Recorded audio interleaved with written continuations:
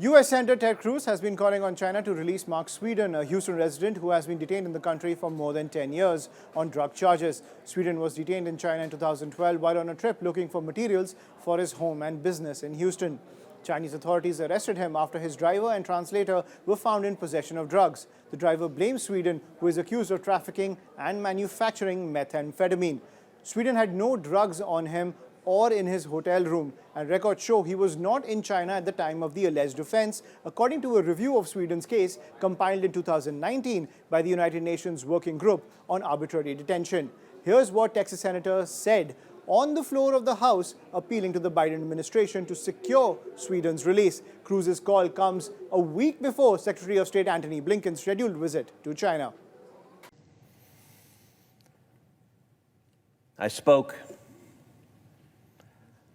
with Mark's mother earlier this week. This is a mom whose heart is breaking. This is a mom who wants to see her son again. This is a mom who wants to hold and hug and care for the son she loves. The treatment of Mark has been atrocious.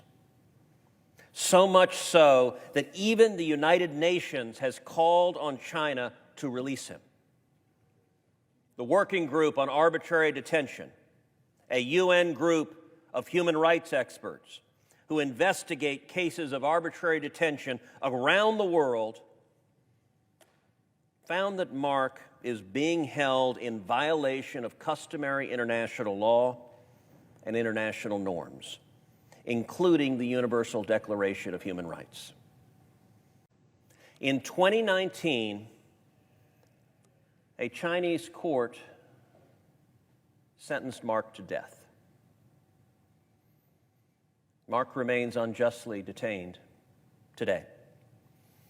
He is suffering in a Chinese prison right now as we speak.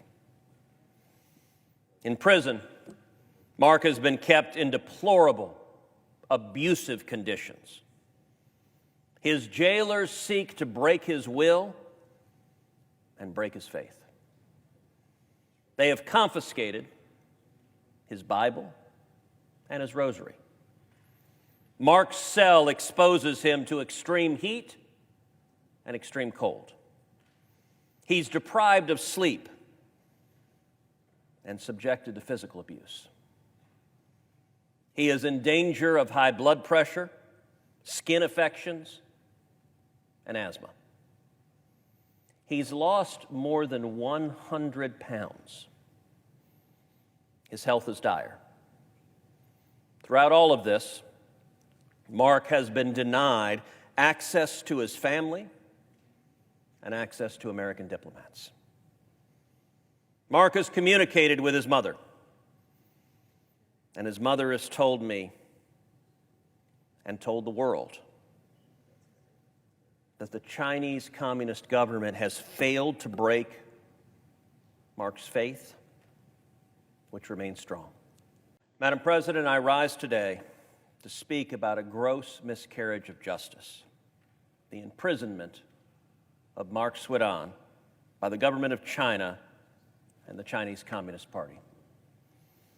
Mark is from Luling, a small city in my home state of Texas.